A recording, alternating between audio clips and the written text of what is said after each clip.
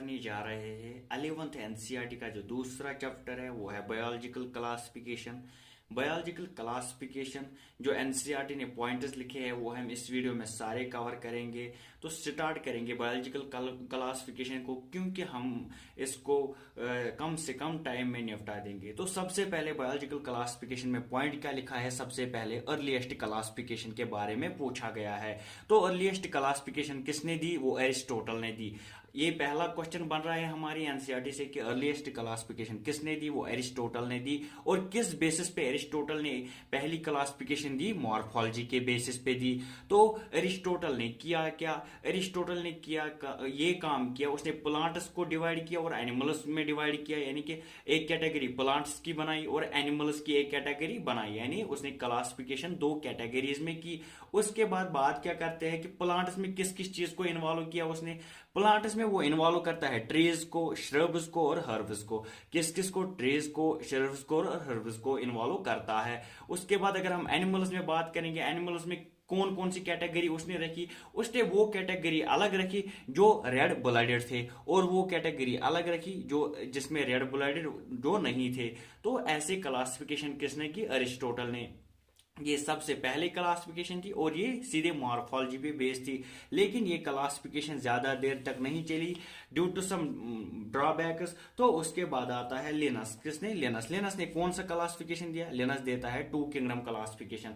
Linus काम क्या करता है, लिनस प्लांट किंगडम बनाता है और एनिमल किंगडम बनाता है, यानी टू किंगडम क्लासिफिकेशन, इसीलिए इसको कहते हैं। लेकिन ये क्लासिफिकेशन भी ज्यादा देर नहीं चली क्योंकि इसके ड्रॉबैक्स मैंने नीचे दिए, वो हम देखेंगे। यानी यूकैरियोटिक वर्सेस प्रोकैरियोटिक, ना यूकैरियोट्स की समझ थी लिनस को, ना प्रोकैरियोटिक की समझ थी। दोनों को एक जगह कंबाइन किया था। यूनिसेलुलर और मल्टीसेलुलर दोनों को एक जगह कंबाइन किया था। यूनिसेलुलर को उसी में रखा जिसमें मल्टीसेलुलर को रखा।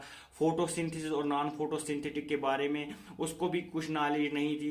फोटोसिंथेटिक को एक ही जगह रखा, नॉन फोटोसिंथेटिक को एक ही जगह रखा, हेटेरोट्रॉपिक वाले को एक ही जगह रखा, ऑटोट्रॉपिक वाले को एक ही जगह रखा। यानी हेटेरोट्रॉपिक और ऑटोट्रॉपिक को भी उसने कंबाइन किया था। उसके बाद बात करेंगे नो कैटेगरी फॉर सम। ये क्या है, ये पॉइंट है कि लिनस ने काम क्या किया था, कुछ जो ऑर्गेनिजम्स थे वो किसी भी कैटेगरी में नहीं आते थे। यानी ना वो प्लांट किंगडम में आते थे ना वो एनिमल किंगडम में आते थे, वो किसी दोनों में से किसी किंगडम में नहीं आते थे। तो ये था टू किंगडम क्लासिफिकेशन के ड्रॉबैक जो लिनस ने दिए थे। उसने डिवाइड किया था प्लांट किंगडम और एनिमल किंगडम में। उसके बाद आते हैं आर एच विटाकर। कौन आते हैं, आर एच विटाकर। वो क्या देते हैं, वो देते हैं फाइव किंगडम क्लासिफिकेशन सिस्टम।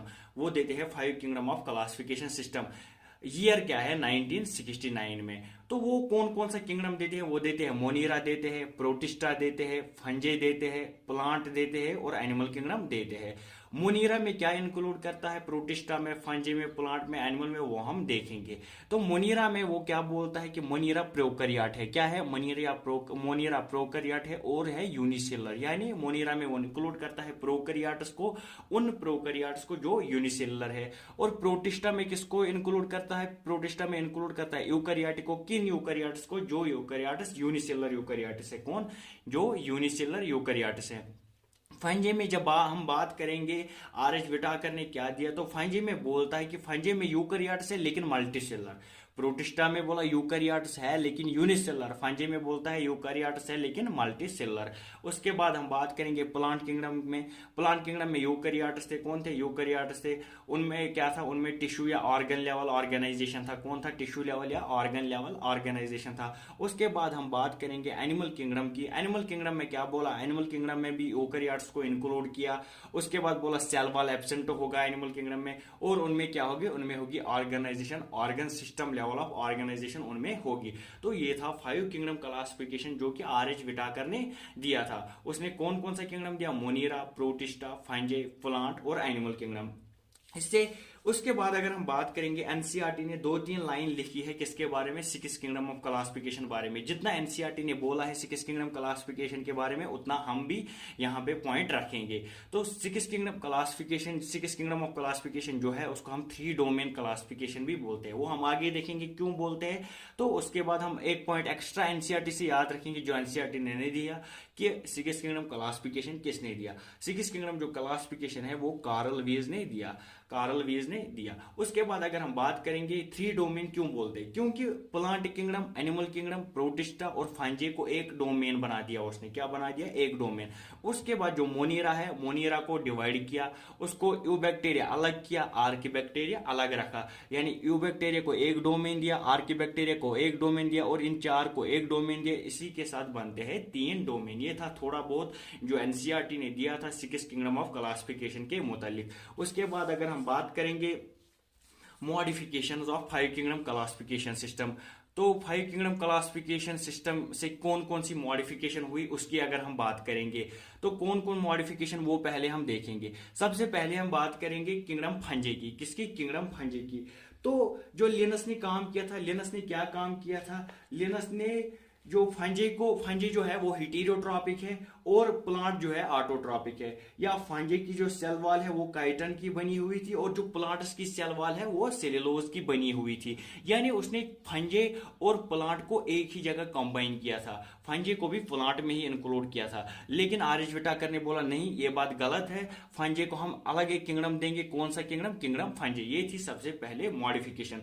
उसके बाद जो प्रोकैरियोटिक थे, उसके बाद जो प्रोकैरियोटिक ऑर्गेनिज्म थे, जो भी प्रोकैरियोट थे, उनको हमने रखा किंगडम मोनीरा में। किस में रखा? जो भी प्रोकैरियोट थे उनको हमने रखा मोनीरा में। लिनस ने क्या काम किया था? लिनस ने जो बैक्टीरिया थे और जो ब्लू ग्रीन एल्गे थे या फंजे थे, ब्रायोफाइट्स थे, टेरिडोफाइट्स थे, जिम्नो थे या एंजियो थे, उसको लिनस ने क्या किया था? उनको प्लांट में लगा दिया था। किसमें? प्लांट में। लेकिन अगर हम उनकी बात करें, बैक्टीरिया और ब्लू ग्रीन एल्गे जो थे वो प्रोकैरियोट थे और जो फंजे, ब्रायोफाइटा, टेरिडोफाइटा, जिम्नो और एंजियो थे वो क्या थे? वो यूकैरियोट थे। नहीं, वो दोनों एक ही किंगडम में आते थे। तो इसीलिए उसने क्या दिया? किंगडम मोनीरा। उसके बाद अगर हम बात करेंगे यूनिसेलुलर यूकैरियोट्स की, जो यूनिसेलुलर यूकैरियोट है उनको उसने किंगडम प्रोटिस्टा में रखा। किसमें? किंगडम प्रोटिस्टा में रखा। उसके बाद अगर हम बात करेंगे क्लेमिडोमोनास और क्लोरेला की, ये क्या थे? ये यूनिसेलर एक था इसमें और एक था मल्टीसेलर। इनको इसने एल्गा में रखा, यानी एल्गा में दोनों आ रहे थे, यूनिसेलर भी मल्टीसेलर भी।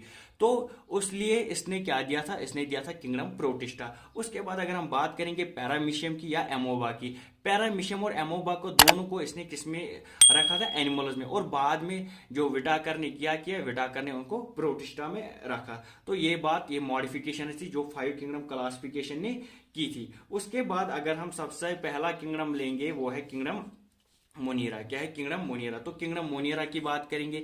किंगडम मोनीरा में जो सोल मेंबर आता है वो है बैक्टीरिया, और जो बैक्टीरिया है वो मोस्ट एबंडेंट ऑर्गेनिज्म है। क्या है? किंगडम मोनीरा में जो सोल मेंबर्स आते हैं वो है बैक्टीरिया, यानी बैक्टीरिया की ज्यादा तादाद आती है मोनीरा में।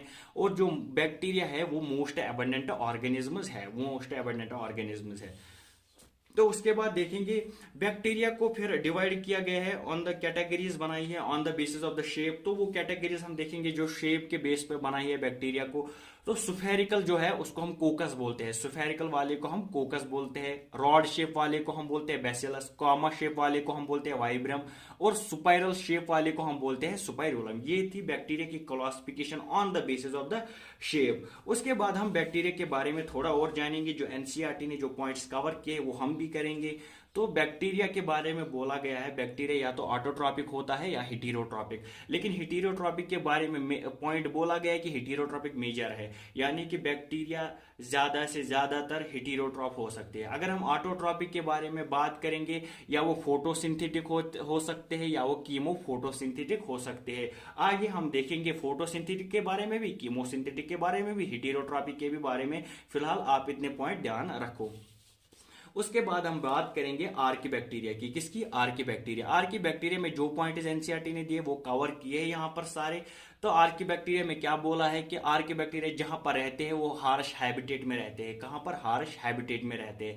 अगर हम बात करें कहां रहते हैं, साल्टी एरियाज में रहते हैं। साल्टी एरियाज को क्या बोलते हैं हम? हैलोफाइल्स। ये पॉइंट याद रखना क्योंकि ये पॉइंट आ सकता है। साल्टी एरियाज को हैलोफाइल्स बोलते हैं। या हॉट स्प्रिंग्स है उनको हम बोलते हैं थर्मो एसिडोफाइल्स। क्या बोलते हैं? Thermo acidophiles. या उसके बाद आते हैं मार्शी एरियाज। मार्शी एरियाज क्या? मिथेनोजेनस। मिथेनोजेनस से हम मिथेन गैस वहां से प्रोड्यूस कर सकते हैं। एक्चुअली मीथेन गैस कहाँ से हम एक रूमिनेंट के गट से प्रोड्यूस कर सकते हैं। जब वो डंग करेंगे तो डंग की मदद से हम प्रोड्यूस कर सकते हैं मीथेन गैस। ये था आर्किबैक्टीरिया के बारे में जितनी भी इंफॉर्मेशन थी आर्किबैक्टीरिया बारे में वो ये थी। उसके बाद बात करेंगे यू बैक्टीरिया की। यू बैक्टीरिया को हम ट्रू बैक्टीरिया भी कहते हैं। क्या कहते हैं? यू बैक्टीरिया को हम ट्रू बैक्टीरिया भी कहते हैं। और यू बैक्टीरिया में क्या होते हैं? रिजिड सेल वॉल होते हैं। क्या होते हैं? Rigid cell wall. उसके बाद यू बैक्टीरिया में कुछ पॉइंट्स दिए गए हैं, वो हम देखेंगे कौन कौन से पॉइंट्स है वो। तो पॉइंट क्या है? साइनोबैक्टीरिया के बारे में इंफॉर्मेशन दिया गया। साइनोबैक्टीरिया को हम बोलते हैं ब्लू ग्रीन अलगाबी। क्या बोलते हैं? Blue green algae. यानी इसमें क्लोरोफिल ए प्रेजेंट होता है। क्या होता है? क्लोरोफिल ए प्रेजेंट होता है, जिसकी वजह से ये फोटोसिंथेटिक बैक्टीरिया। कौन? ब्लू ग्रीन अलगी क्या है? Photosynthetic bacteria. ये यूनिसेलर हो सकता है, कॉलोनियल हो सकता है, या फिलामेंटस हो सकता है। और ये जो कॉलोनीज बनाता है, उस कॉलोनीज के अराउंड एक क्षेत्र होती है। उस क्षेत्र को हम बोलते हैं गिलेटिनस क्षेत्र, या जिलेटिनस क्षेत्र बोलो या गिलेटिनस क्षेत्र बोलो, जो भी आप बोलो। और ये जो साइनोबैक्टीरिया है वो ब्लूम्स बनाता है। क्या बनाता है? ब्लूम्स। किसमें? पोल्यूटेड वाटर में ब्लूम्स बनाता है। और नाइट्रोजन फिक्सेशन भी साइनोबैक्टीरिया करता है। नाइट्रोजन फिक्सेशन भी साइनोबैक्टीरिया करता है एक सेल में, जिसको हम बोलते हैं हिटेरोसिस्ट। एक सेल है जिसको हम हिटेरोसिस्ट बोलते हैं, उसकी मदद से या उसमें एंटो फिक्सेशन भी करता है। एग्जांपल्स अगर हम देंगे नॉस्टॉक एंड एनाबीना, किसकी? नॉस्टॉक एंड एनाबीना की एग्जांपल जो एनसीईआरटी ने दी है। उसके बाद अगर हम बात करेंगे, ये था फोटोसिंथेटिक बैक्टीरिया के बारे में थोड़ा बहुत। उसके बाद हम बात करेंगे कीमोसिंथेटिक बैक्टीरिया। कीमोसिंथेटिक बैक्टीरिया क्या करता है? ऑक्सीडेशन करता है। किस की ऑक्सीडेशन करेगा? इनऑर्गेनिक सबस्ट्रेट्स की, यानी नाइट्रेट्स की करेगा, नाइट्राइट्स की करेगा, या अमोनिया की करेगा। उसके बाद जो कीमोसिंथेटिक बैक्टीरिया, जो इंपॉर्टेंट पॉइंट यहां पर है, वो रिसाइकलिंग करते हैं। क्या करते हैं? रिसाइकलिंग किस की करेंगे? नाइट्रोजन की करेंगे, फास्फोरस की करेंगे, आयरन की करेंगे, या सल्फर की करेंगे। तो ये थी कुछ इंफॉर्मेशन जो एनसीईआरटी ने दी है, तो हमने यहां पर रखी वो। उसके बाद हम बात करेंगे हेटेरोट्रॉपिक बैक्टीरिया की। हेटेरोट्रॉपिक बैक्टीरिया के मुतलिक अगर हम देखेंगे तो हेटेरोट्रॉपिक बैक्टीरिया क्या है? मोस्ट एबंडेंट, सबसे ज्यादा पाए जाने वाले जो बैक्टीरिया है वो है हेटेरोट्रॉपिक बैक्टीरिया। और वो मोस्टली क्या होते हैं? डिकम्पोजर्स होते हैं। और कुछ उनमें जो है वो पैथोजेनस भी होते हैं। और ये जो डिजीज पॉइंट लिखा है, ये डिजीज है, बैक्टीरियल डिजीज है, यानी कॉलरा है, टाइफाइड है, टेटानस है, साइट्रस कैंकर है। ये क्या है? ये बैक्टीरियल डिजीज है। ये थे कुछ पॉइंट जो दिए थे एनसीईआरटी में। उसके बाद हम बात करेंगे बैक्टीरियल रिप्रोडक्शन के बारे में। किसके बारे में? बैक्टीरियल रिप्रोडक्शन के बारे में। सबसे पहले अगर हम देखेंगे, फिजन, मेनली फिजन होता है। फिजन की मदद से रिप्रोड्यूस करते हैं। या अगर अनफेवरेबल कंडीशंस एक बैक्टीरिया को मिली तो उसके लिए हम क्या करते हैं? स्पोर्स की वजह से वो रिप्रोडक्शन करते हैं। या अगर हम सेक्सुअल रिप्रोडक्शन की बात करेंगे तो क्या करते हैं? Primitive type of DNA transfer, यानी एक डीएनए को ट्रांसफर करते हैं दूसरे में, तो उस वजह से भी रिप्रोडक्शन करते हैं। ये था बैक्टीरियल रिप्रोडक्शन के बारे में जो भी इंफॉर्मेशन थी वो हमने प्रोवाइड की। उसके बाद हम बात करेंगे माइकोप्लाज्मा की। किसकी? माइकोप्लाज्मा। माइकोप्लाज्मा में क्या है? लैक सेल वॉल, यानी माइकोप्लाज्मा में सेल वॉल नहीं है, स्मॉलेस्ट लिविंग सेल है माइकोप्लाज्मा। और इसमें जो इंपॉर्टेंट बात क्या है? माइकोप्लाज्मा विदाउट ऑक्सीजन भी सर्वाइव कर सकती है। यानी जो तीसरा पॉइंट है बहुत इंपॉर्टेंट है कि माइकोप्लाज्मा सर्वाइव विदाउट ऑक्सीजन करती है। और माइकोप्लाज्मा, कुछ माइकोप्लाज्मा जो है वो पैथोजेनिक भी हो सकती है। तो ये था किंगडम मोनिरा के बारे में। उसके बाद हम बात करेंगे प्रोटिस्टा की। किसकी? किंगडम प्रोटिस्टा की। तो किंगडम प्रोटिस्टा में सबसे पहले हम बात करेंगे कि ये यूनिसेलर है और यूकैरियोट है। क्या है? यूनिसेलर है और यूकैरियोट से। इनमें जो बाउंड्रीज है वो वेल डिफाइंड नहीं है। जो भी बाउंड्रीज प्रोटिस्टा में है वो वेल डिफाइंड नहीं है। और प्राइमरली एक्वेटिक है। और ये क्या है? ये एक्वेटिक है। रिप्रोडक्शन की बात करेंगे तो सेल फ्यूजन से रिप्रोड्यूस करते हैं या जाइगोट फॉर्मेशन से रिप्रोड्यूस करते हैं। ये था जो लाइन्स थी किंगडम प्रोटिस्टा के बारे में। उसके बाद हम इसी में देखेंगे क्राइसोफाइट्स के बारे में देखेंगे। तो क्राइसोफाइट्स के बारे में क्या बोला है? क्राइसोफाइट्स इंक्लूड डायटम्स आते हैं उनमें, या गोल्डन एल्गी आता है उनमें, जिनको हम डेसिमिड्स भी बोलते हैं। डायटम्स आते हैं, गोल्डन एल्गी आता है जिनको हम डेसिमिड्स भी बोलते हैं। उसके बाद अगर हम क्राइसोफाइट्स की वाल्स की बात करेंगे तो वाल्स इंडेस्ट्रक्टेबल है। क्या? इंडेस्ट्रक्टेबल है, क्योंकि उसमें सिलिका प्रेजेंट होता है जिसकी वजह से वो इंडेस्ट्रक्टेबल बनते हैं। और क्या बोला है? क्राइसोफाइट जो है वो चीफ प्रोड्यूसर्स इन ओशन है, यानी ओशन में जो चीफ प्रोड्यूसर है वो भी क्राइसोफाइट्स ही है। तो सेल वॉल के बारे में बात करेंगे, दो ओवरलैपिंग शेल्स प्रेजेंट है उसमें। और क्या है? मोस्टली फोटोसिंथेटिक है। कौन? क्राइसोफाइट्स। ये पॉइंट्स थे जो क्राइसोफाइट्स के बारे में दिए गए हैं। उसके बाद हम बात करेंगे डाइनोफ्लाइलेट्स के बारे में। डाइनोफ्लाइलेट्स के बारे में जो पॉइंट है क्या, मोस्टली मैरीन है डाइनोफ्लाइलेट्स, और जो सेल वाल है वो क्या है, stiff cellulosic plates, mostly marine cell wall stiff cellulosic plates. Mostly photosynthetic है, क्या है फोटोसिंथेटिक, दो फ्लैजला इसमें प्रेजेंट है, और एक है इसमें रेड डाइनोफ्लाइलेट, क्या है रेड डाइनोफ्लाइलेट, उसको हम बोलते हैं गानियोलेक्स। क्या बोलते हैं, गानियोलेक्स।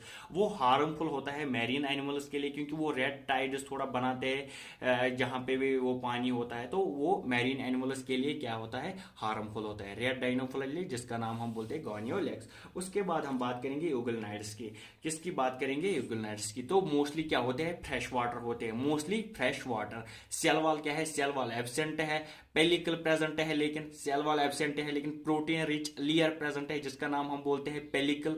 और ये क्या है, ये फोटोसिंथेटिक भी है, हेटेरोट्रॉपिक भी है। क्या है, फोटोसिंथेटिक भी है, हेटेरोट्रॉपिक भी है। और इसमें भी दो फ्लैजला प्रेजेंट है, एक लॉन्ग एक शॉर्ट फ्लैजला, यानी दो फ्लैजला इसमें भी प्रेजेंट है। तो उसके बाद हम बात करेंगे स्लाइम मोल्ड्स की। किसकी, स्लाइम मोल्ड्स की।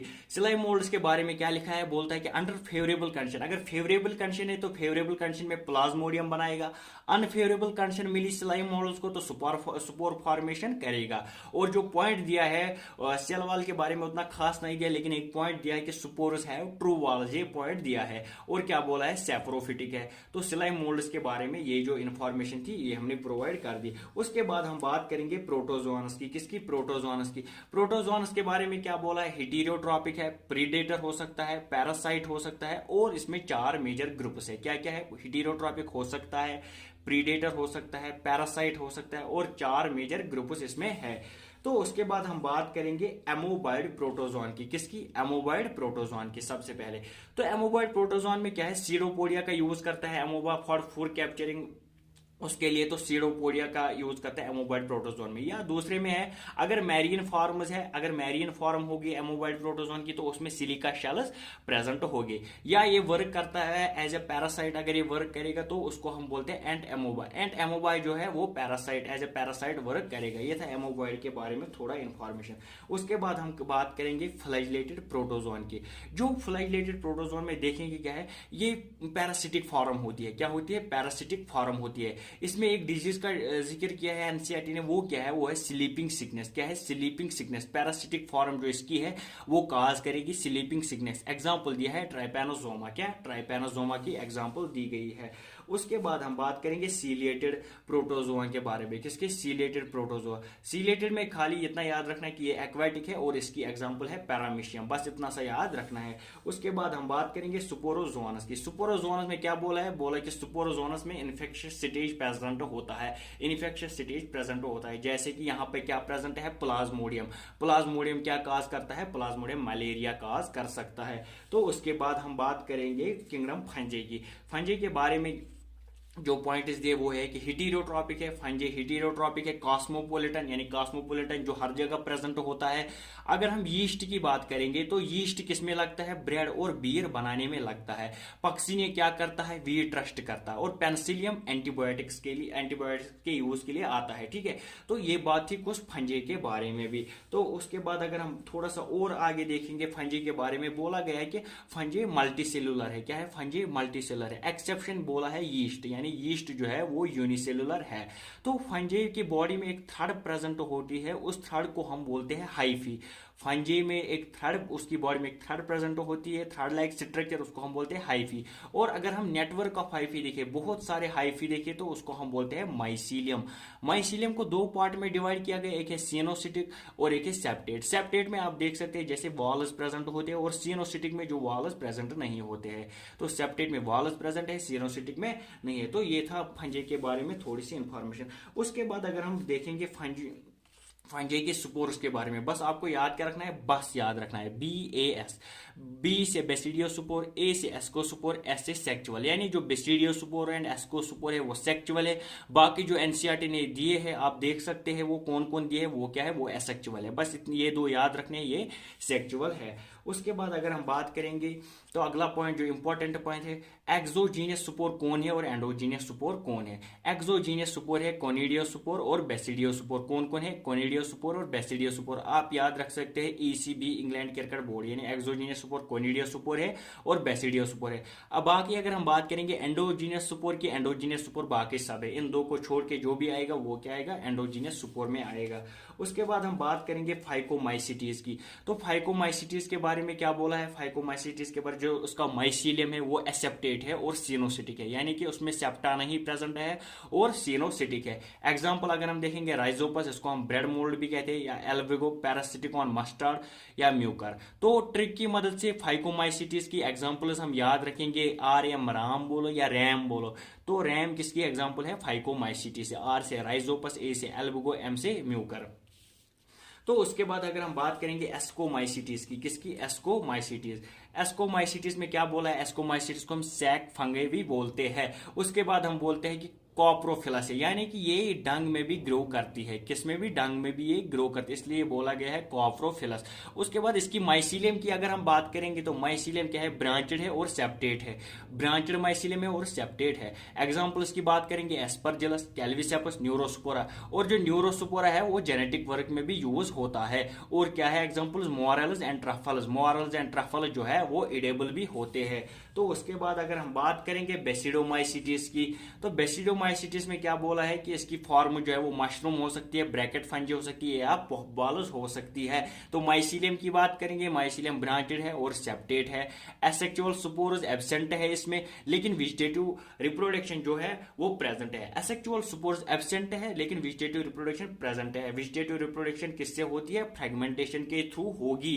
तो उसके बाद हम बात करेंगे सेक्स ऑर्गन्स की। तो सेक्स ऑर्गन्स इसमें एब्सेंट है, लेकिन होता क्या है? प्लाज्मोगैमी होता है इसमें सेक्स ऑर्गन्स, लेकिन एब्सेंट है। अगर हम एग्जांपल्स की बात करेंगे एगारिकस, जिसको हम मशरूम भी बोलते हैं, या स्टेलिगोसमट पक्सिनिया रस्ट, इसको हम एक ट्रिक की मदद से याद करेंगे। बेसिडोमाइसिटीज यानी बापू, बी से बेसिडोमाइसिटीज, ए से एगारिकस, पी से पक्सिनिया, यू से उस्टेलिगो। तो ये थी बेसिडोमाइसिटीज के एग्जांपल और कुछ पॉइंट। उसके बाद हम बात करेंगे डिटीरोमाइसिटीज की। किसकी? डिटीरोमाइसिटीज की। डिटीरोमाइसिटीज में जो पहला पॉइंट है वो इम्परफेक्ट फंजे है। इसको इम्परफेक्ट फंजे इसलिए बोला गया है क्योंकि ओनली एसेक्चुअल फेज नोन, यानी कि इसमें खाली एसेक्चुअल फेज आता है, इसीलिए इसको इम्परफेक्ट फंजे बोलता है। माइसीलियम की बात करेंगे तो माइसीलियम क्या है? सेप्टेट है और ब्रांचेड है। एग्जांपल्स देखेंगे कोलेक्ट्रोट्राइकम, अल्टरनेरिया, ट्राइकोडर्मा। यानी डिटीरोमाइसिटीज की एग्जांपल्स को हम एक ट्रिक की मदद से याद रखेंगे। वो ट्रिक क्या है? वो है कैट। सी कोलेक्ट्रोट्राइकम, ए अल्टरनेरिया, टी ट्राइकोडर्मा। उसके बाद हम बात कर सकते थे प्लांट किंगडम की और एनिमल किंगडम की, लेकिन वो प्लांट किंगडम और एनिमल किंगडम जो है उसके लिए दो सेपरेट चैप्टर्स है, उसकी बात हम वहीं पे करेंगे। यानी प्लांट किंगडम एक चैप्टर है, एनिमल किंगडम एक चैप्टर है, तो वहां पर उसकी हम बात करेंगे। लेकिन यहाँ पे कुछ और पॉइंट्स है वायरस के बारे में। तो वायरस को किसी किंगडम में इंक्लूड नहीं किया गया है क्योंकि उनको पता ही नहीं था कि ये लिविंग है या नॉन लिविंग है, तो इसीलिए नो मेंशन इन 5 किंगडम, यानी 5 किंगडम में वायरस को नहीं लिया गया है। और जो वायरस है वो एसेलुलर है। क्या है? एसेलुलर और ऑब्लिगेट पैरासाइटिस है। और जो वायरल डिजीज है, कुछ वायरस से जो डिजीज हो सकती है वो कौन कौन सी हो सकती है?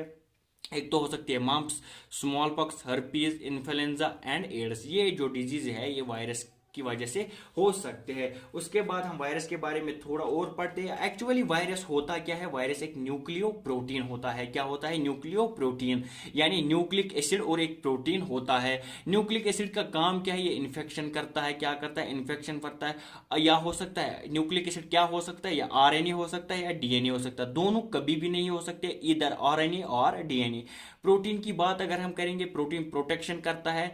प्रोटीन प्रोटेक्शन देता है, किसको देता है प्रोटेक्शन? न्यूक्लिक एसिड को प्रोटेक्शन देता है। तो इसमें क्या है? प्रोटीन में एक कोट पहना होता है, एक कोट पहना होता है बाहर से, उसको हम बोलते हैं कैप्सिड। जो कैप्सिड जो है वो कैप्सोमर से बना हुआ होता है। ये वायरस के बारे में थी। तो उसके बाद कुछ और पॉइंट्स है कि डीजे इवानोस्की के बारे में आपने सुना ही होगा। डीजे इवानोस्की ने क्या नेमिंग ऑफ वायरस की, उसने बोला जो वायरस है वो वेनम है या पॉइजनस फ्लूइड है। ये किसने बोला? DJ Ivanovsky. तो उसके बाद अगर हम बात करेंगे WM स्टेनली की, तो WM स्टैनली ने एक पॉइंट बोला था क्या, वायरसेस कुड बी क्रिस्टलाइज्ड। ये किसने बोला था, ये बोला था WM स्टैनली ने। उसके बाद अगर हम बात करेंगे WM बिजर्निक की, क्यों उसने क्या बोला, उसने एक टर्म दी थी, ये इंपॉर्टेंट पॉइंट है, ये बात याद रखना कि क्या बोला था इसने, कॉन्टेजियम वाइवम फ्लूइडम, ये टर्म इसी ने दी थी। तो उसके बाद हम सीधे पहुंचेंगे किस पे, वायराइडस पे। तो वायराइडस की जब हम बात करेंगे तो वायराइडस की सबसे पहले हम डिस्कवरी देखेंगे किसने की, तो वायराइडस की डिस्कवरी जो है वो टीओ डाइनर ने की। किसने, टीओ डाइनर ने की। क्या बोलता है कि बोलता है वायरस जो है, जो वायराइड है वो स्मॉलर देन वायरस, यानी वायरस से छोटा है वायराइड। और क्या है, वायराइड जो कार डिजीज करता है उसको हम बोलते हैं potato spindle tuber disease. Viroids की वजह से डिजीज काज होती है, वो है पोटैटो स्पिंडल ट्यूबर डिजीज। और इसमें क्या, वायराइड्स में क्या इंपॉर्टेंट बात याद रखनी है कि प्रोटीन इसमें एब्सेंट है, वायराइड्स में प्रोटीन एब्सेंट है। और जो जेनेटिक मटेरियल वायराइड्स में प्रेजेंट है वो क्या है, वो फ्री आरएनए है। क्या है, फ्री आरएनए। उसके बाद हम चलेंगे प्रियॉन्स पे। तो प्रियॉन्स में क्या है, ओनली प्रोटीन प्रेजेंट है, बस खाली प्रोटीन इसमें प्रेजेंट है। और ये क्या, प्रियॉन्स की वजह से कुछ न्यूरोलॉजिकल डिजीजेस भी ट्रांसमिट होती है। और कुछ डिजीजेस के बारे में बोला है एनसीईआरटी ने, वो डिजीज क्या है, बोवाइन स्पॉन्जिफॉर्म एनसेफेलोपैथी, ये कैटल में होती है, इसको हम काउ मैट डिजीज भी बोलते हैं। बोवाइन स्पॉन्जिफॉर्म एनसेफेलोपैथी कैटल में होती है, इसको हम काउ मैट डिजीज भी होती है बोलते हैं। तो इसका जो एनालॉग है या इसका जो अगला वेरिएंट है वो कौन है, वो है CR Jacob disease, CJD, CR Jacob disease, ये ह्यूमंस में पाई जाती है। उसके बाद हम बात करेंगे जो प्लांट्स में है, तो प्लांट्स में क्या है, जो सिंगल स्ट्रैंडेड आरएनए है उसकी वजह से क्या होती है, वायरस काज होती है। एनिमल्स में जो है वो सिंगल स्ट्रैंडेड या डबल स्ट्रैंडेड आरएनए या डबल स्ट्रैंडेड डीएनए, ये क्या करता है, ये इफेक्ट करता है एनिमल्स को। ये जो वायरस है ये इफेक्ट करता है एनिमल्स को। या बैक्टीरियोफेज में अगर हम देखेंगे डबल स्ट्रैंडेड डीएनए जो है वो इफेक्ट करेगा। तो उसके बाद सीधे लास्ट टॉपिक पे चलेंगे। लास्ट टॉपिक क्या है, लास्ट टॉपिक है लाइकन। लाइकन के बारे में अगर हम बोलेंगे, लाइकन में दो चीजें आएंगी, एक तो आएगी अलगा, एक आएगी फंजे। एक आएगी अलगा, एक आएगी फंजे, यानी ये इनका एसोसिएशन है तो वही लाइकन बनाता है। अलगा क्या है, फाइकोबियट, और फंजे क्या है, माइकोबियट, यानी ये ऑटोट्रॉपिक है अलगा, और फंजे जो है वो है हेटेरोट्रॉपिक। और लाइकन क्या है, पोल्यूटेंट इंडिकेटर, यानी पोल्यूशन इंडिकेटर है, वो है लाइकन। Thank you.